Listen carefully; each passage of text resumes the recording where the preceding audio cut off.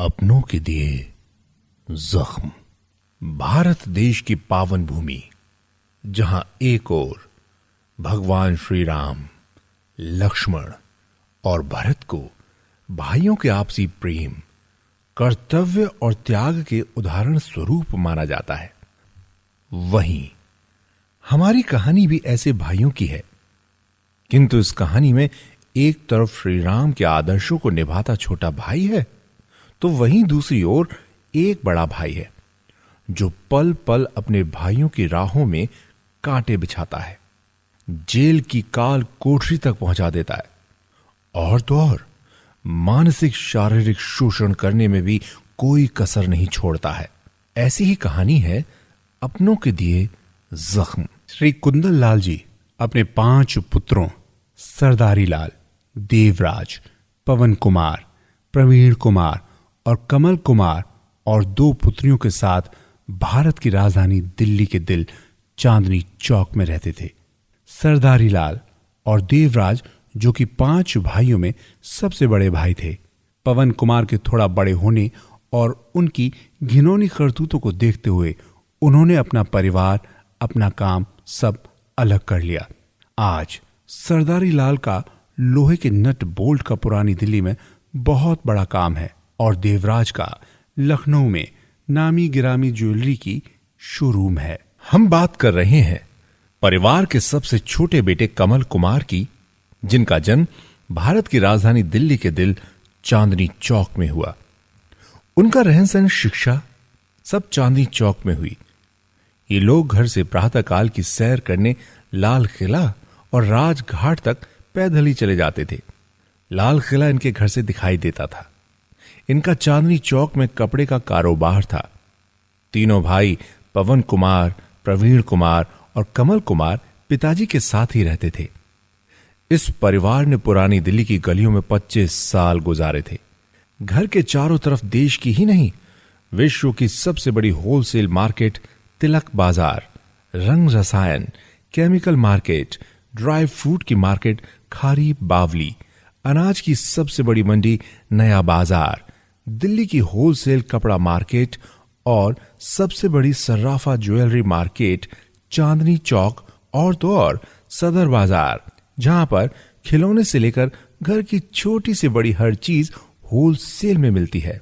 वहीं चावड़ी बाजार, जहां देश की हार्डवेयर और मशीनरी का हर सामान मिलता है। थोड़े और आगे चलने पर जामा मस्जिद है, जहां पुराने औजार से लेकर हर पुरानी चीज सेल होती है।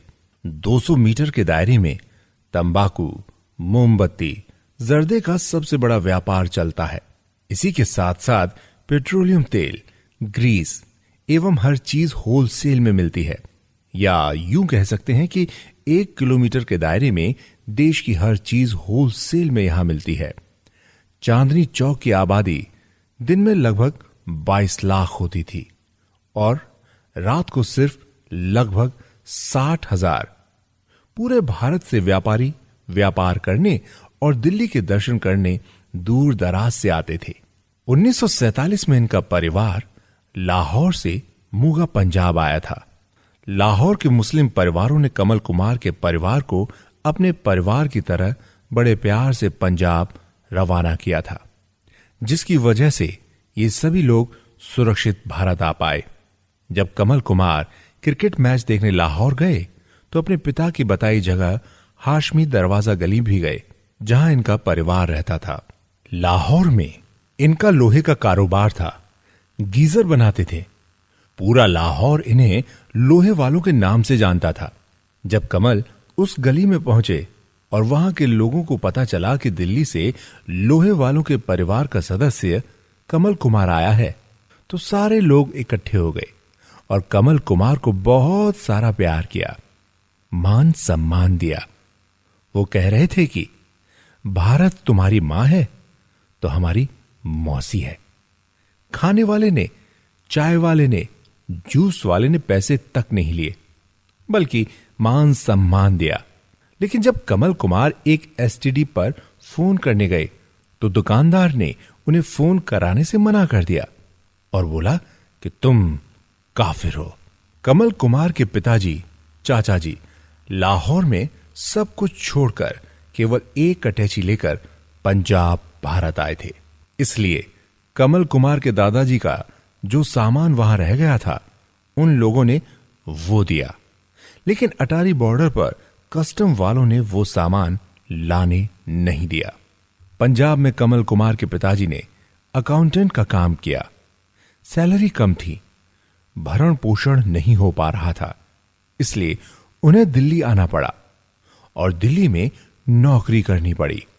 और मरते दम तक, आखिरी दिन तक उन्होंने एक मशहूर ज्वेलर्स के यहां अकाउंटेंट का काम किया।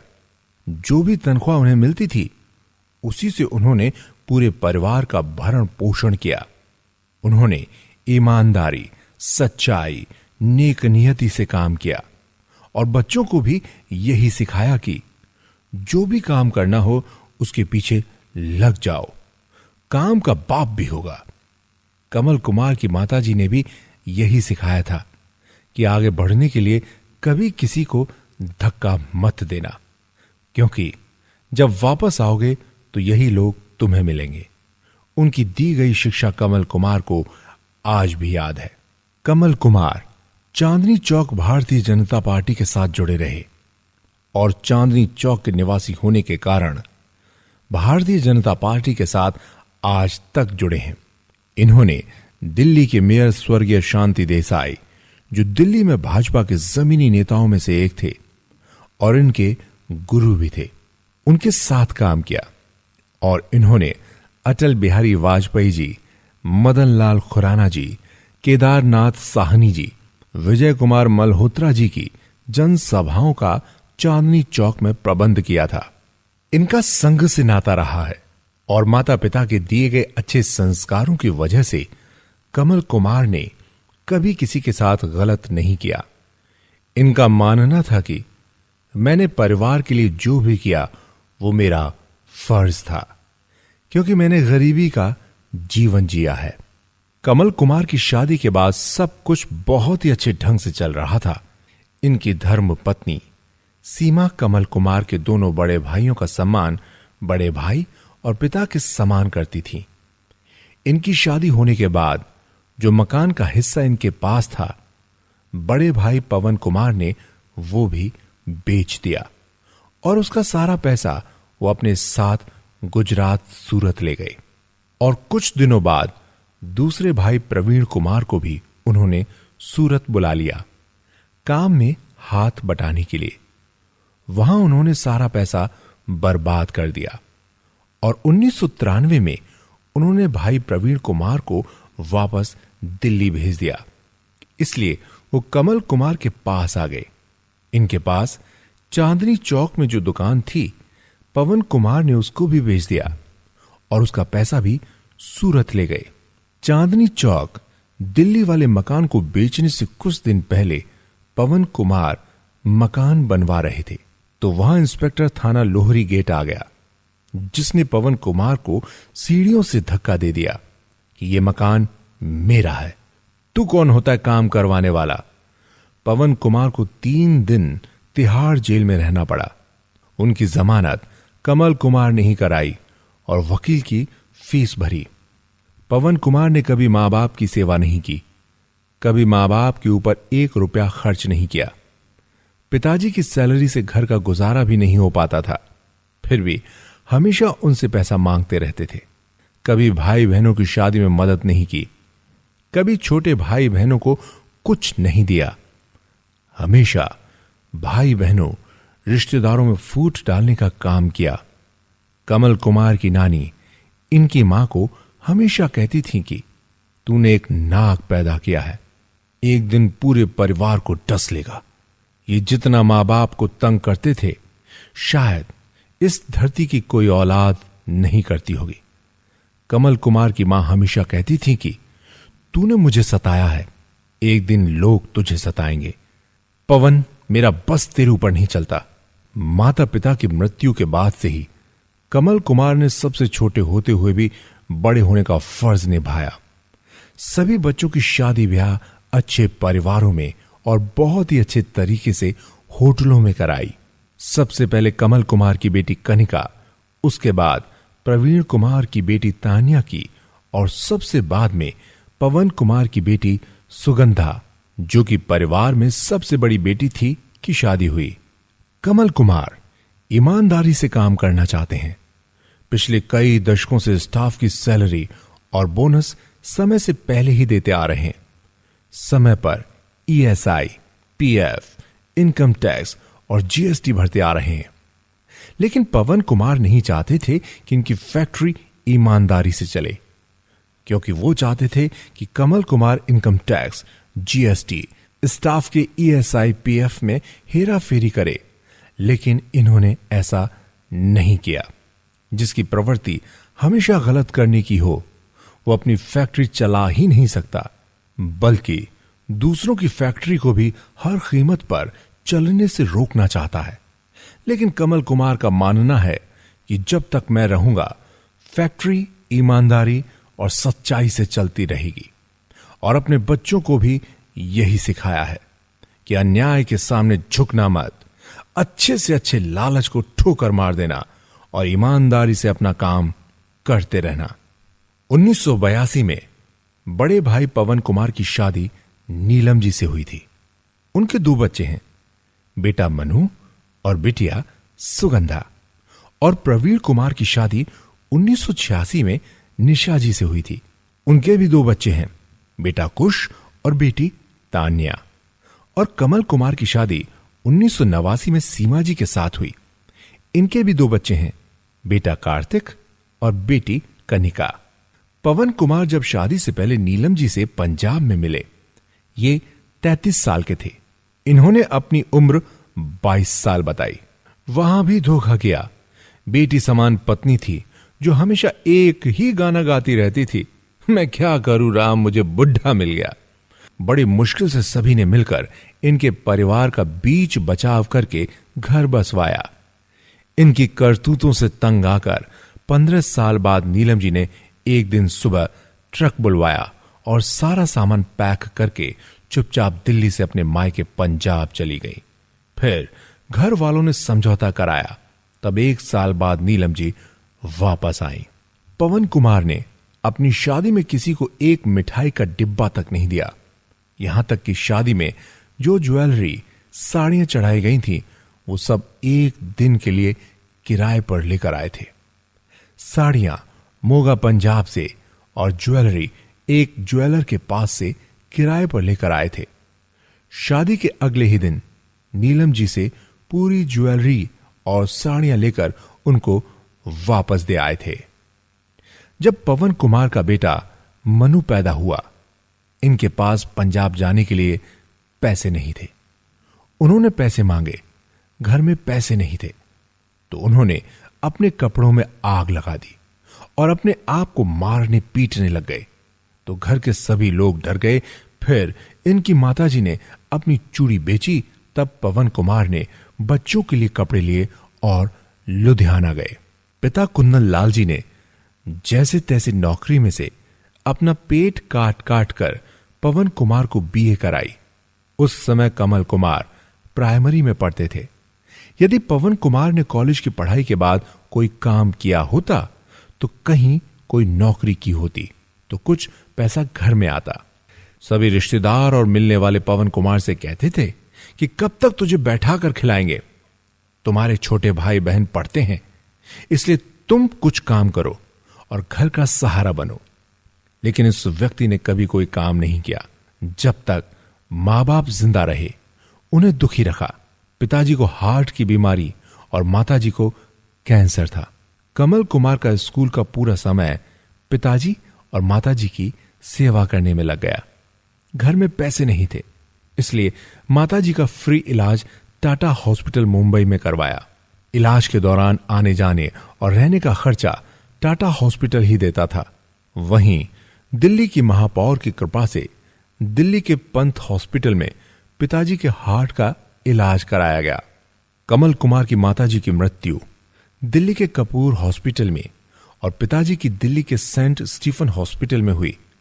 उस समय इनका परिवार चांदनी चौक में ही रहता था। बहुत ही संघर्ष भरा जीवन था। कमल कुमार पैसों के अभाव में मां बाप को नहीं बचा सके और भाई बहनों की पढ़ाई भी ढंग से नहीं हो पाई। कमल कुमार की शादी होने से पहले ही मां की मृत्यु हो चुकी थी और उनके 1 साल बाद पिताजी की भी मृत्यु हो गई थी। पिताजी की मृत्यु के 1 साल बाद बड़े भाई पवन कुमार मकान और दुकान बेचकर सारा पैसा सूरत ले गए अपना कारोबार करने के लिए। पवन कुमार सूरत में रहते थे, बीच बीच में दिल्ली आते रहते थे क्योंकि उनकी धर्म पत्नी नीलम जी दिल्ली में ही रहती थीं। कमल कुमार की शादी के 6 महीने बाद पवन कुमार की धर्म पत्नी नीलम जी भी सूरत शिफ्ट हो गई थी। पवन कुमार बात बात पर गुस्सा हो जाते थे। वो कठोर रवैया आज तक भी नहीं छोड़ा है। वो पैसे के लिए कुछ भी कर सकते हैं। पवन कुमार ने चांदनी चौक कृष्णा मार्केट की दुकानों पर कब्जा करने के लिए प्रवीण कुमार और कमल कुमार दोनों भाइयों को 5 साल तक धूप में बिना फैन बिना पानी के बिठाए रखा और मार्केट के प्रधान और बिल्डर से समझौता करके पैसा लेकर सूरत रफू चक्कर हो गए। 2006 में पवन कुमार दिल्ली आ गए। इनके पास रोटी खाने और किराए के लिए भी पैसे नहीं थे। यहां तक कि जिस ट्रक में सूरत से सामान भरकर लाए थे उसके पैसे भी कमल कुमार ने दिए। उस समय कमल कुमार और प्रवीण कुमार दोनों भाई दिल्ली में किराए के मकान में रहते थे।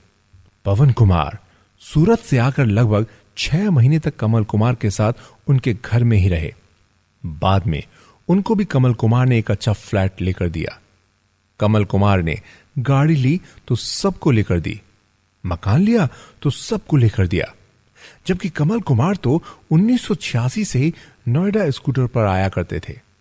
रोज 85 किलोमीटर स्कूटर से आना जाना किया और नोएडा में अपना काम सेट किया था। नोएडा सेक्टर 5 हरोला में कमल कुमार ने एक छोटी सी किराए की दुकान ली और दिन रात काम किया और धीरे धीरे अपने काम को आगे बढ़ाया। कमल कुमार ने एक वेल्डिंग मशीन बनाने वाली कंपनी की डिस्ट्रीब्यूटरशिप ली जिनका उद्योग नोएडा में ही था। उनकी फैक्ट्री में स्ट्राइक हो गई। तब तक कमल कुमार उनकी लगभग 250 मशीन बेच चुके थे। क्योंकि मशीन कमल कुमार ने बेची थी तो लोग इनके पास आने लगे कि मशीन आपसे खरीदी है, इसको बदलकर या सही करके दीजिए। तब कमल कुमार ने उनका एक कारीगर बुलाया और जिन लोगों को मशीन बेची थी उनको सर्विस देना शुरू किया और 2, 4, 5 मशीनों का ऑर्डर भी लेना शुरू कर दिया, जिससे कमल कुमार का काम अच्छा चलने लगा। फिर कमल कुमार ने अपने भाई प्रवीण कुमार को अपने साथ लगा लिया, जो आज तक इनके साथ हैं। पवन कुमार ने जीवन में बहुत सारे काम किए जिसमें उन्होंने लोगों का पैसा मारा और साइड होते रहे। किसी रिश्तेदार ने इनको मुंबई में पनाह दी और अपने साथ रखकर ड्रेस मटेरियल का काम सिखाया। काम सीखने के बाद उनको धोखा देकर उसी तरह का माल बनाकर बेचने लगे। फेल रहे। सूरत में साड़ी वालों ने इनको पनाह दी, काम सिखाया, उनसे भी साइड होके उसी तरह का माल बनवाकर बेचने लगे, परंतु उसमें भी फेल। दिल्ली से शूटिंग शर्टिंग का काम सीखा, जिन्होंने इनको पनाह दी उसी तरह का शूटिंग राटिंग बेचने लगे, लेकिन उसमें भी फेल रहे। कपड़े की दलाली का काम शुरू किया, फेल रहे। सूरत में साड़ियों का काम किया, फेल रहे। दरियागंज में हमने उनको वेल्डिंग मशीनों का शोरूम करवा कर दिया, फेल रहे। उसके बाद नोएडा सेक्टर 64 में वेल्डिंग मशीन की मैन्युफैक्चरिंग करा कर दी, उसमें भी फेल रहे। सभी कामों में कारीगरों और लोगों का पैसा मारते रहे और साइड होते रहे। पवन कुमार ने 2004-2005 में सूरत में ढाबा खोला था, जहां सिलेंडर फट गया तो कमल कुमार ने फायर ब्रिगेड से मिलकर केस खत्म कराया। कोर्ट से गैर जमानती वारंट जारी हुआ, जिस पर पवन कुमार हाजिर नहीं हुए और केस रफा दफा होकर दब गया। तब पवन कुमार पूरे परिवार के साथ दिल्ली आ गए और दिल्ली के पटपड़गंज में आटा चक्की लगाई और घरों में आटा सप्लाई करने लगे। वो काम भी फेल हो गया। कमल कुमार ने पवन कुमार के बेटे मनु का एडमिशन कराया और पढ़ाया लिखाया।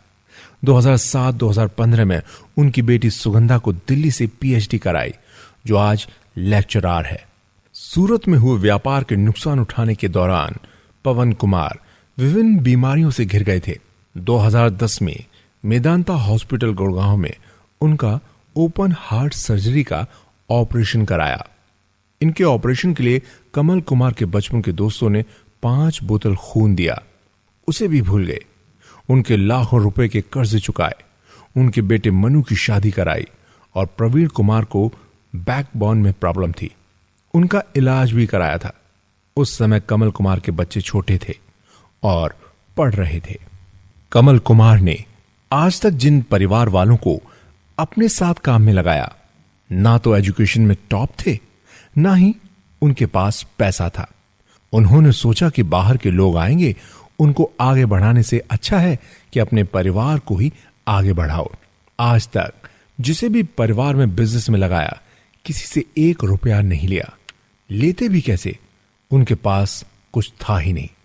ये बात पूरा परिवार और समाज जानता है। जब कमल कुमार ने सेक्टर 9 में से एक 50 गज की फैक्ट्री खरीदी, तो उनका स्टाफ नंदन सिंह नेगी और वेदराम नंगे पैर हरिद्वार गए और वहां से गंगा जल लेकर आए थे।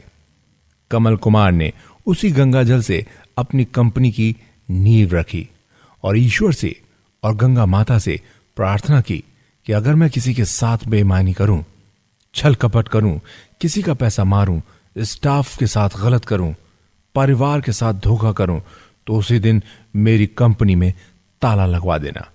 और यदि कोई मेरे साथ धोखा करेगा, छल कपट करेगा, तो उसे छोड़ना नहीं, उसे कड़ी सजा देना। कमल कुमार दिन रात काम को बढ़ाने पर ध्यान देते रहे। इसी चिंता में इन्हें 2012 में शुगर की बीमारी लग गई। उसी दौरान इन्होंने सेक्टर 5 की फैक्ट्री खरीदी थी, जिसमें कमल कुमार का 88% बेटी कनिका का, 2% पवन कुमार का, 6% प्रवीण कुमार का, 4% हिस्सा रखा। कमल कुमार को शुगर की बीमारी हो गई थी, तो इन्होंने सोचा कि जिंदगी में पता नहीं क्या होगा क्या नहीं। इसलिए कमल कुमार ने दोनों भाइयों को कंपनी का 20% का हिस्सेदार बना दिया। कमल कुमार ने 2010 में जीबी रोड पर एक नया शोरूम खोला था, जहां पवन कुमार को बैठाया और प्रवीण कुमार कमल कुमार के साथ नोएडा में बैठते थे। वहां भी पवन कुमार ने काम पर ध्यान न देते हुए पैसे की लूट खसोट की और कोई हिसाब किताब नहीं दिया।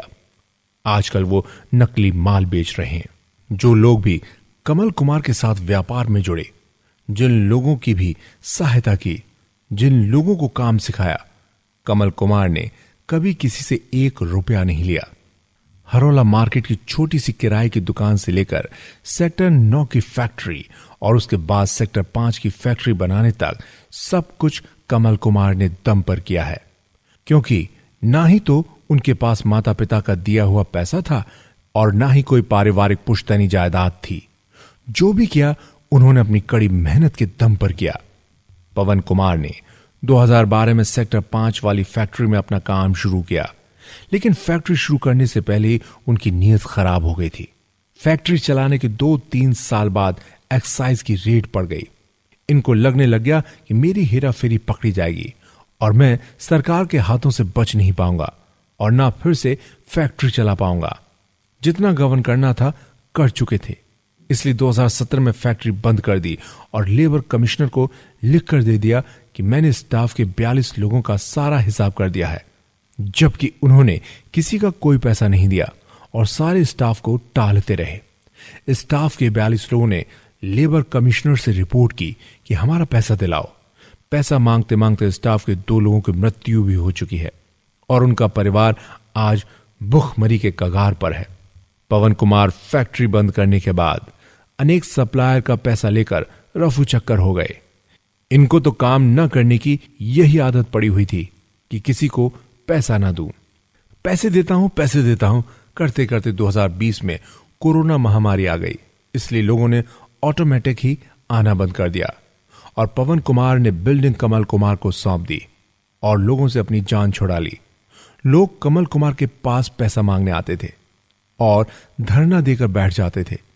कमल कुमार हाथ जोड़कर लोगों को समझाते थे कि मालिक पवन कुमार ही है।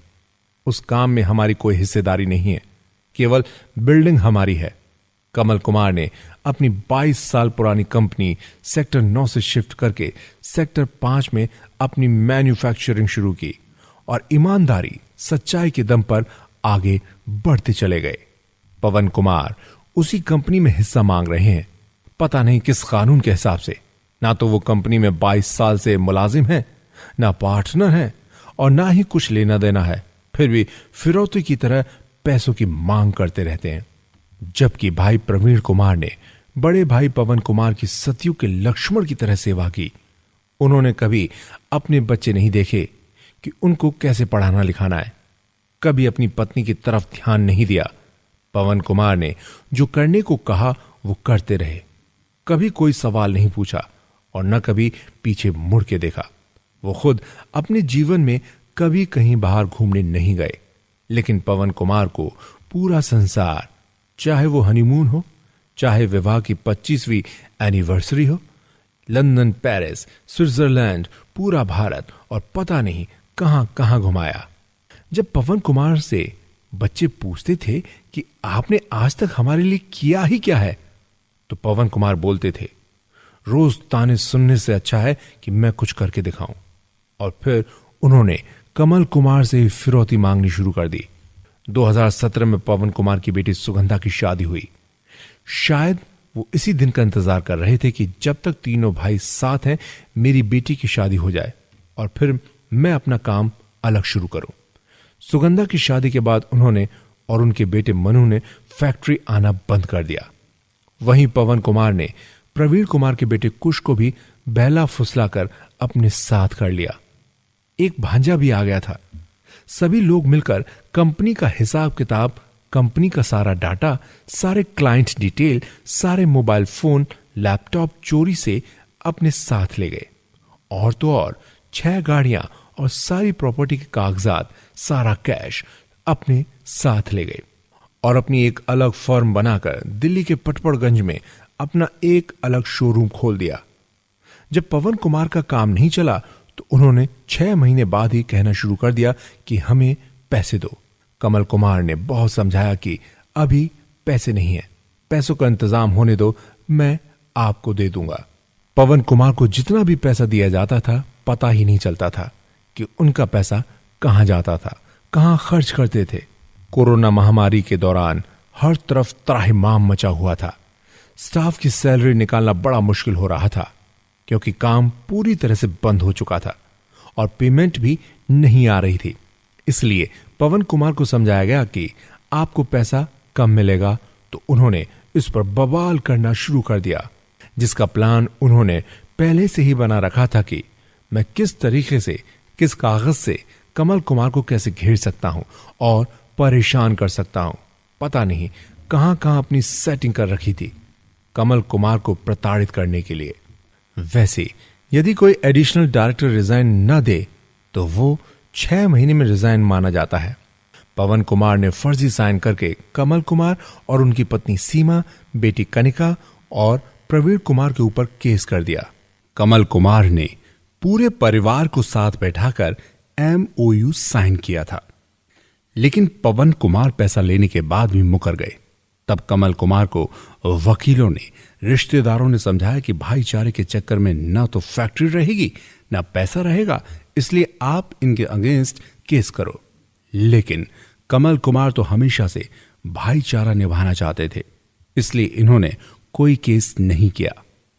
पवन कुमार द्वारा परिवार पर कराए गए झूठे केस में मनोवैज्ञानिक, साइकोलॉजिकल फैक्ट्स डाले गए थे। पुलिस और कोर्ट को गुमराह किया गया था।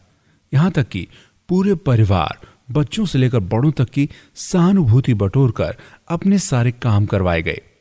पवन कुमार ने 2018 में कमल कुमार के खिलाफ दिल्ली मधु विहार थाने में, उसके बाद 2020 में षड्यंत्र करके फिर से दिल्ली स्थित मंदिर मार्ग थाने में एक और FIR दर्ज करा दी। पिता तुल्य भाई पवन कुमार ने इस प्रकार के झूठे केस कर दिए थे जो कोई दुश्मन भी नहीं करा सकता था। प्रवीण कुमार का बेटा कुश जो उनसे मिला हुआ था, उसने रिपोर्ट में लिखवा दिया कि मेरे साइन कमल कुमार ने डुप्लीकेट किए हैं। बहन के बेटे ने कोर्ट में लिखवा दिया कि बंद कमरे में मुझसे मामा कमल कुमार और मामी सीमा ने साइन करवाए, जबकि कमल कुमार ने तो परिवार को एक साथ करने के लिए दिन रात एक कर दिया था। ना धोखा दिया, ना बेईमानी की, ना छल कपट किया, ईमानदारी के साथ परिवार को साथ लेकर चलते रहे। क्या यही दिन देखने के लिए कमल कुमार ने इन सबको साथ जोड़ा था? पवन कुमार हमेशा बोलते थे कि मेरी पुलिस और सरकार में बहुत ऊपर तक पहुंच है। मैं जब भी कमल को फैक्ट्री से उठवाऊंगा, कमल पुलिस की जिप्सी में बैठेगा, उसका बेटा फोन करेगा, ताऊ जी डैडी को बचा लो। पवन कुमार बोलते थे कि कार्तिक नोटों से भरे 2 बैग लेकर मेरे घर आएगा और मेरे घर की डोरवेल अपनी कोहनी से दबाएगा, क्योंकि उसके दोनों हाथों में नोटों से भरे बैग होंगे। इस प्रकार के नीच, गंदे, घिनौने विचार थे पवन कुमार के। पवन कुमार को सेक्टर 5 फैक्ट्री से सिविल ड्रेस में आए एसएचओ दिल्ली पुलिस और उनकी टीम झूठ बोलकर फैक्ट्री के बाहर लाए और गाड़ी में डालकर दिल्ली में पता नहीं कहां कहां घुमाते रहे और कमल कुमार से सौदेबाजी करते रहे और परिवार पर पवन कुमार के पैर पकड़कर समझौते का दबाव बनाने लगे। एसएचओ कमल कुमार को धमकाता था कि जाके पवन कुमार को 16 करोड़ रुपए दे दो, वरना तुम्हारी पत्नी सीमा और बेटी कनिका और तुम्हारे भाई प्रवीण कुमार को तिहाड़ में डलवा दूंगा और तेरे बेटे कार्तिक पर झूठे केस लगाकर उसकी जिंदगी बर्बाद कर दूंगा। जैसे ही नोएडा पुलिस को पता चला तो उन्होंने दिल्ली पुलिस को बुलाकर पूछा कि आप बिना नोएडा पुलिस को सूचना दिए किसी उद्योगपति को कैसे ले जा सकते हो। पूछताछ करने के बाद उन्हें जाने दिया गया। वो लोग कमल कुमार को थाना लेकर गए। कमल कुमार को कुछ नहीं पता था कि उनका अपराध क्या है, उन्होंने कौन सा गबन किया है, और वैसे भी कानूनी तौर पर एक ही मामले में कभी भी 2 थाने में एक ही एफआईआर नहीं लिखाई जा सकती है। लेकिन कमल कुमार के मामले में ऐसा ही हुआ था। पवन कुमार अपनी पहुंच और पैसे का खेल खेल रहे थे, इसलिए कमल कुमार को तिहाड़ जेल भेज दिया गया, जहां उन्हें 43 दिन रहना पड़ा। वहां भी उन्हें तरह तरह से प्रताड़ित किया गया। जेल में सजा काट रहे गुंडों को पैसा देकर कमल कुमार को जान से मारने की धमकी तक दिलवाई गई। दिल्ली पुलिस के इन्वेस्टिगेशन ऑफिसर और पवन कुमार आपस में मिले हुए थे। इसी के साथ साथ दोनों की कई सरकारी विभागों में भी अच्छी पकड़ थी, जिसकी कंप्लेंट कमल कुमार ने प्रधानमंत्री कार्यालय, राष्ट्रपति कार्यालय, गृह मंत्री कार्यालय, दिल्ली पुलिस कमिश्नर, मानव अधिकार आयोग को लिखित शिकायत भी की थी कि मुझे इन दोनों के हाथों से बचाया जाए। मुझे, मेरे परिवार, मेरी फैक्ट्री जहां 150 लोग काम करते हैं, जिससे हजारों लोगों का पेट पलता है, को रोजी रोटी से वंचित न किया जाए और पवन कुमार के ऊपर कड़ी कार्रवाई की जाए। लेकिन आज तक कोई कार्रवाई नहीं हुई है। जब पवन कुमार ने कमल कुमार को कोर्ट का नोटिस दिया तो कमल कुमार की धर्म पत्नी सीमा ने पवन कुमार को एक दिन सेक्टर 18 के एक रेस्टोरेंट में बुलाया और उनसे कहा कि आप हमारे लिए पिता तुल्य हैं, आप ऐसा मत कीजिए, आपका जो भी पैसा निकलता है ले लीजिएगा, लेकिन अभी जितना पैसा है उतना ही ले लीजिए, बाकी पैसा आपको 15 जून तक दे देंगे। इस पर पवन कुमार ने कहा कि अभी 3 बजे हैं, शाम को 5 बजे तक मुझे मेरा कंपनी का पूरा हिस्सा चाहिए, मुझे 15 करोड़ रुपए चाहिए, वरना मैं सबको जेल भिजवा दूंगा और तुम सबकी जिंदगी बर्बाद कर दूंगा। कमल कुमार की पत्नी सीमा ने उनके आगे हाथ जोड़े, लेकिन पवन कुमार सीमा का हाथ झटक वहां से चले गए। जब कमल कुमार दिल्ली थाने की हिरासत में थे तो कमल कुमार के समधी नरेंद्र गुप्ता और दामाद शिवम गुप्ता पवन कुमार से मिले और निवेदन किया कि आप भाई लोगों का जो फैसला 3 करोड़ 90 लाख में हुआ है, उसे आप क्यों नहीं मानते हो। इस पर पवन कुमार ने जवाब दिया कि मुझे मेरे 12 करोड़ रुपए चाहिए। कमल कुमार के दामाद और समधी ने कहा कि क्या आपकी नजरों में हमारी कोई इज्जत नहीं है। तो पवन कुमार ने कहा कि चलो आपके कहने से 1 करोड़ कम कर देता हूं, अब आप मुझे 11 करोड़ दिला दो। जब कमल कुमार के समधी नरेंद्र गुप्ता ने पवन कुमार से पूछा कि हमारी पुत्र वधु कनिका का क्या कसूर है, तो पवन कुमार ने कहा कि मैं तो कानून के हिसाब से चल रहा हूं, कानून जो कहेगा अब वही होगा। अगर आपकी पुत्र वधू और मेरी बेटी तुल्य भतीजी कनिका को भी जेल जाना पड़ा तो मुझे कोई गम नहीं। कमल कुमार की बेटी कनिका की शादी को 10 साल हो चुके हैं। जब वो पैदा हुई थी तो पंडित जी ने कहा था कि आप कोई प्रॉपर्टी लो तो 2% बेटी का जरूर रखना, आपकी बरकत होगी। कनिका की शादी 2014 में हुई थी। तब से वो ना तो अपने परिवार से कुछ लेती है ना देती है, फिर भी उसके नाम का वारंट निकलवा दिया गया। कनिका ने अपने पिता तुल्य ताऊ पवन कुमार के उत्पीड़न से तंग आकर अपना कंपनी का मात्र 2% का शेयर भी कंपनी को वापस कर दिया। कमल कुमार को जेल में शारीरिक, मानसिक, पारिवारिक उत्पीड़न झेलना पड़ा। 43 दिन की अंधेरी रातें, 50 फीट ऊंची दीवारें, नहाने के लिए ठंडा पानी, सर्दी में ओढ़ने के लिए सिर्फ चादर, 16 घंटे बैरक में बंद, इंग्लिश टॉयलेट नहीं, हाथ धोने के लिए पानी नहीं, खाने को कच्ची रोटी मिलती थी, सुबह शाम कोई फल फ्रूट नहीं, शुगर की भी दवा नहीं। कमल कुमार ने 20 दिन चपाती नहीं खाई। इतनी तकलीफ थी कि 22 दिन तक कुर्सी पर या कहीं भी सीधे नहीं बैठ पाए, उल्टा लेटना पड़ता था या खड़ा रहना पड़ता था। पवन कुमार को मालूम था कि कमल कुमार को शुगर, बीपी, लीवर की दिक्कत है, इसलिए उन्होंने ये सब किया ताकि कमल कुमार जेल में ही मर जाए और उन्हें सब मिल जाए। कमल कुमार दिन रात एक ही बात सोचते रहते थे कि अगर मेरे पास पैसा होता तो मैं अपने घर वालों का इतना उत्पीड़न कभी ना होने देता और न कभी जेल आता। जब पटियाला कोर्ट में पुलिस कमल कुमार का हाथ पकड़कर तिहाड़ ले जा रही थी, उस समय उनके बेटे कार्तिक के साथ क्या बीती होगी, शायद पवन कुमार को कभी एहसास नहीं होगा। अगर पवन कुमार के साथ ऐसा होता तो शायद इनको एहसास होता कि एक बेटे का बाप के प्रति क्या दुख होता है। पवन कुमार का परिवार से झगड़ा करना परंपरा रही है।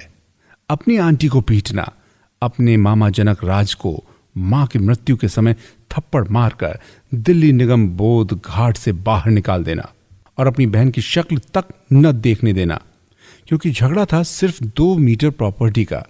इतना ही नहीं, पुरानी दिल्ली का मकान का बयाना लेकर मुकर जाना और कहना कि मैंने मकान नहीं बेचा। इस पर दिल्ली के एक शातिर गुंडा, जो कि दिल्ली से तड़ी पार था, द्वारा इनको उठाकर ले जाना और पवन कुमार के सिर पर ईंट मारकर सिर फोड़ देना। फिर मेंबर और पार्लियामेंट को बीच में डालकर फरीदाबाद वाले एक रिश्तेदार द्वारा समझौता करवाना।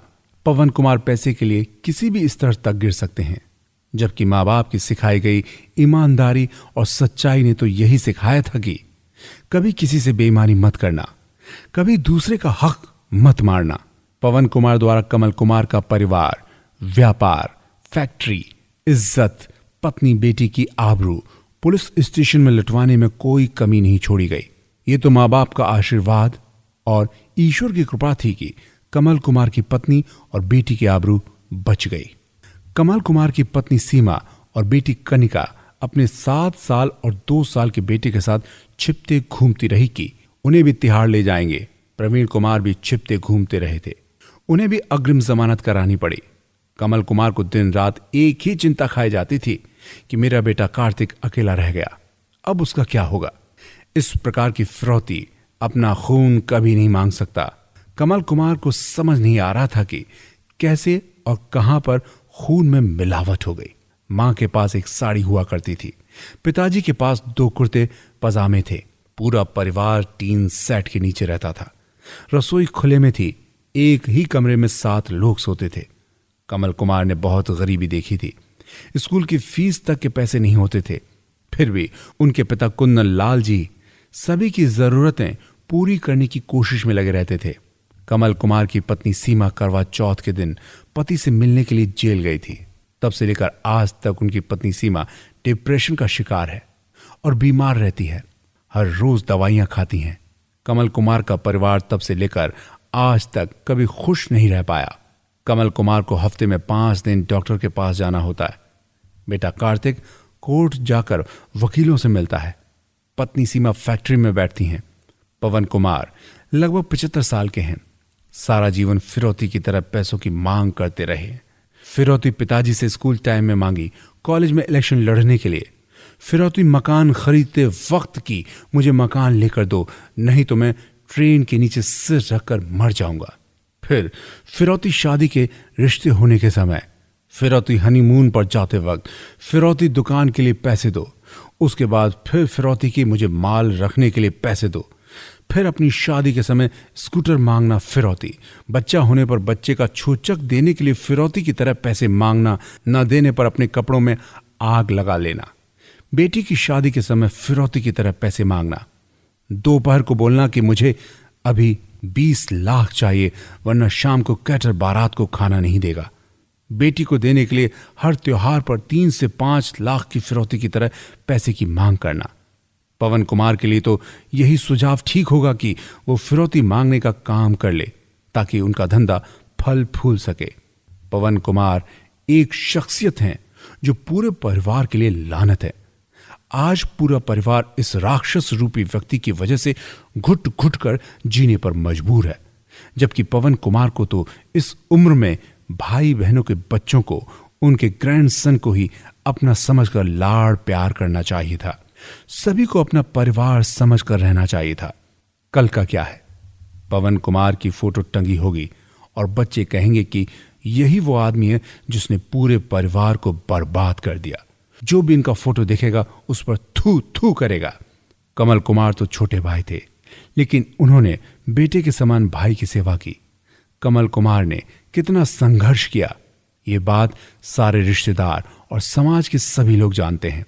पवन कुमार इस उम्र में कमल कुमार के साथ इस तरीके के षड्यंत्र रच रहे हैं, जबकि कमल कुमार ने उनके बेटे मनु और बेटी सुगंधा को पढ़ाया लिखाया, दोनों बच्चों की शादी की, उनकी बेटी को गाड़ी लेकर दी। पवन कुमार के सूरत से आने के बाद उनको मकान लेकर दिया। भाभी नीलम जी के गले में एक मंगल सूत्र तक नहीं था जो कमल कुमार ने लेकर दिया, और भाई पवन कुमार का सारा कर्ज चुकाया। उनकी हर तरह से पैसे की मदद की, लाखों रुपए देकर सूरत भेजा था। आज वो कमल कुमार उनके परिवार को पूरी तरह से बर्बाद करने पर तुले हैं। पवन कुमार ने पैसों के लालच में पूरा घर परिवार बर्बाद करके रख दिया है। कमल कुमार को नहीं पता कि उनका क्या कसूर था। वो तो पूरे परिवार को एक साथ जोड़कर चलना चाहते थे।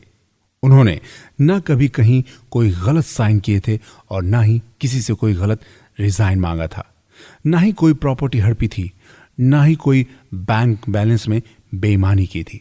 जो प्रॉपर्टी कल भी खड़ी थी आज भी खड़ी है, जिसमें पवन कुमार का 1 भी रुपया नहीं लगा था, फिर भी उनका 20% कल भी था, आज भी है और कल भी रहेगा। पवन कुमार ने मधु विहार पुलिस स्टेशन, मंदिर मार्ग police station, bank of Patiala house high court, Karkardooma court, NCLT department, ROC department, income tax department, GST department नहीं छोड़ा जहां कमल कुमार की कंप्लेंट ना की हो और उत्पीड़न न कराया हो। लेकिन सच्चाई एक न एक दिन सबके सामने आती है और झूठ को झुकना ही पड़ता है, और वो समय आ रहा है। पवन कुमार, जो कि पूरे खानदान परिवार के सबसे बड़े व्यक्ति हैं, जब कमल कुमार जेल में थे तो सबसे बोलते थे कि जिस प्रकार मैंने कमल को असंवैधानिक तरीके से फंसाकर जेल भिजवाया है, जिस दिन ये जेल से बाहर आएगा सच्चाई सबके सामने आएगी और मैं फंसूंगा। कमल कुमार जब भी जेल की 4 दीवारी, घोर अंधेरा, विकराल रातें, पत्नी सीमा और बेटी कनिका के 43 दिन घर से बेघर 2 साल के बच्चे के साथ नारकीय जीवन जीने के बारे में सोचते हैं, अंदर तक हिल जाते हैं। कमल कुमार के परिवार, रिश्तेदारों और दोस्तों, फैक्ट्री के स्टाफ ने उनके लिए प्रार्थना की। कोई नंगे पैर मंदिर गया, कोई गुरुद्वारा गया, कोई छतरपुर मंदिर गया, किसी ने जामा मस्जिद जाकर फरियाद की, किसी ने साईं बाबा की पालकी निकाली। कमल कुमार उन सब के लिए आज भी कोटि कोटि नमन करते हैं। कमल कुमार का मानना है कि उनकी कंपनी का स्टाफ उनका दिल है, जिनसे उनकी रोजी रोटी चलती है। करवा चौथ, दिवाली, भैया दूज, गंगा स्नान, गुरु नानक देव का जन्मदिन जो पिछले 35 साल से धूमधाम से मनाया जा रहा था, किसी ने भी नहीं मनाया। उनका बस यही कहना था कि हम त्योहार तब मनाएंगे जब कमल कुमार जी तिहाड़ जेल से बाहर आएंगे।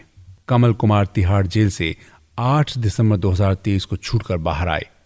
उसके बाद से वो आज तक चैन से नहीं सो पाए। पूरी रात में मुश्किल से 2 घंटे सोते हैं। मन में अशांति है, हमेशा चिंता लगी रहती है। मन विचलित, कुंठित, व्याकुल रहता है। लेकिन अन्याय और अत्याचार के विरुद्ध उनके हौसले कल भी बुलंद थे, आज भी बुलंद है और कल भी बुलंद रहेंगे। वो किसी भी अन्याय के आगे झुकने वाले नहीं हैं। कमल कुमार के साथ पुरानी दिल्ली में रहने वाले सभी लोग पवन कुमार की करतूतों को जानते हैं। इसके बारे में मोगा, दिल्ली, सूरत, लखनऊ, नोएडा, फरीदाबाद वालों से पता लगाया जा सकता है कि पवन कुमार कितने बड़े फ्रॉडी इंसान हैं। पवन कुमार को जो भी मिला, जैसे भी मिला, उसको ही ठगने का काम किया। वो लोग पवन कुमार से कहते थे कि भैया और कोई ठगने को नहीं मिला जो हमको ही ठगने लगे हो। लेकिन उन्होंने आज तक लोगों को ठगने का काम नहीं छोड़ा है। पवन कुमार कहते हैं कि मैं कानून के रास्ते पर चल रहा हूं। अगर कानून को इतना ही मानते हैं तो सबसे पहले सूरत में जहां गैर जमानती वारंट निकले हुए हैं, वहां जाकर अपने को सूरत पुलिस के आगे आत्मसमर्पण करें। चांदनी चौक के कृष्णा मार्केट में जो दुकान कब्जाने की कोशिश की थी, उनसे जाकर माफी मांगे। सूरत में लोगों का जो पैसा मारा, उनका पैसा वापस करें। हर 2 साल बाद काम बदला और लोगों का पैसा खाया, उसका हिसाब करें। 2 गज जमीन के लिए अपनी विधवा आंटी कमला देवी को कानून अपने हाथ में लेकर उनकी पिटाई की और उनको मजबूरन मकान छोड़कर जाना पड़ा। उस समय कानून कहां था? वो आंटी आज भी दिलशाद गार्डन में रहती हैं और उनका फोन नंबर भी उपलब्ध है। कोई भी उनसे बात करके कभी भी रियलिटी चेक कर सकता है। एक बेगुनाह भाई को 43 दिन जेल की सलाखों के पीछे रखवाया। उस समय कानून कहां था? आज फिर 1985, 1986 वाला समय दोबारा वापस आ गया है। आज परिवार के कई सदस्य भयंकर बीमारियों से जूझ रहे हैं जो जानलेवा है। इलाज के लिए बहुत पैसों की आवश्यकता है, परंतु पवन कुमार इस ओर ध्यान न देकर अपनी जिद पर अड़े हुए हैं कि मैं कमल कुमार को बर्बाद करके छोड़ूंगा, चाहे चारों घर बर्बाद हो जाएं, कोई दूध मुहा बच्चा मां के बिना अनाथ हो जाए, कोई अपनी पत्नी को अपने सामने मरते देखे, कोई विधवा हो जाए, पवन कुमार को कोई परवाह नहीं। जबकि आज समय रहते सभी लोग एक होकर जो लोग भयंकर बीमारियों से ग्रसित हैं उन्हें बचा सकते हैं, परंतु पवन कुमार का बचपन से ही रहा है, कोई मरे कोई जिए, उन्हें कोई फर्क नहीं पड़ता। ईश्वर से प्रार्थना है कि पवन कुमार को सद्बुद्धि दे। पवन कुमार की खुद की तो टांगें कब्र में लटकी हुई हैं, लेकिन ये खुद के परिवार को भी खुश और जिंदा नहीं देखना चाहते। 4 गज जमीन के लिए जिसकी मां चली गई, बहन का मकान बिकवा दिया, लक्ष्मण जैसे भाई प्रवीण को बीमारी से ग्रसित कर घर बैठा दिया, एक भाई कमल कुमार को मटिया मेट करने के लिए प्रोग्राम बना लिया, तिहाड़ जेल पहुंचा दिया। ऐसे पाखंडी, कुंठित, निर्दयी, अज्ञानी व्यक्ति की भगवान को भी जरूरत नहीं होती। उसे यही धरती पर रहकर अपने पाप भोगने होते हैं। इस कहानी के माध्यम से व्यापारी, उद्योगपति, राजनीतिक साथियों को, परिवारजनों व दोस्तों को ये बताना चाहते हैं कि पवन कुमार हर 3 महीने में एक ना एक केस करते रहते हैं। ये दोबारा भी किसी झूठे केस में कमल कुमार को फंसा सकते हैं, क्योंकि ये थाना मधु विहार दिल्ली, थाना मंदिर मार्ग Delhi, Delhi high court, Patiala house Delhi, NCLT Delhi में केस करने के बाद खतरनाक इरादे लिए घूम रहे हैं। यदि कमल कुमार, उनके परिवार, बच्चों, फैक्ट्री में काम करने वाले स्टाफ को किसी भी प्रकार की शारीरिक, मानसिक, आर्थिक, सामाजिक हानि हुई तो इसके जिम्मेदार सिर्फ और सिर्फ पवन कुमार होंगे।